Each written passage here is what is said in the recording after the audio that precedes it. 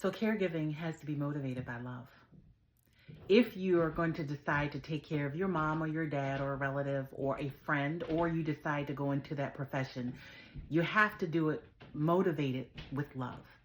And the reason that I say that is because there are going to be times that that person may not be able to communicate how they're feeling, whether it's their physical ailments or mentally and emotionally, they're dealing with coming to grips of what they have been reduced to.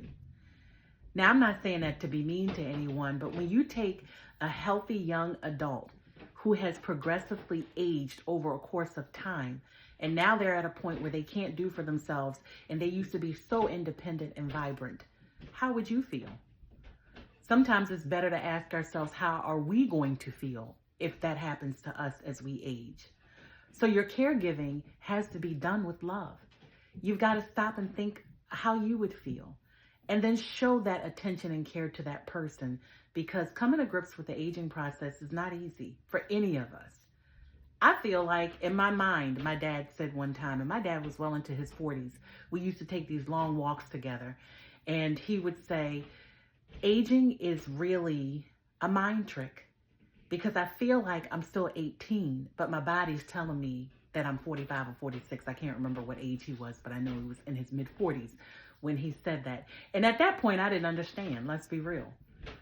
But I do now. You best believe I do now. You progressively go from being one way and you're reduced to sometimes being bedridden. How do you think that makes a person feel? Mentally, they're still here. Mentally, in their mind, they can still do it. But the body physically is not able to cope and keep up. So you got to show love to that person. It has to be motivated and generated with love. So for all you caregivers out there, I know it's not easy. There are going to be times when you're tired, your body's going to hurt, and you may at times be frustrated because that person is crying out. But keep thinking about what they've lost, who they used to be. When I look at my mom, I don't see the woman she is now. When I say that I do see her, I know that may not make sense, but I remember what she used to be. And then I remember what she means to me.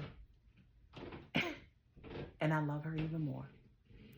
This is your girl, Essie. I hope you're having a wonderful day. And I hope if you are caregiving or know someone who's a caregiver, give them a break. Try to be there for them as well. They're doing an awesome job. I'm out.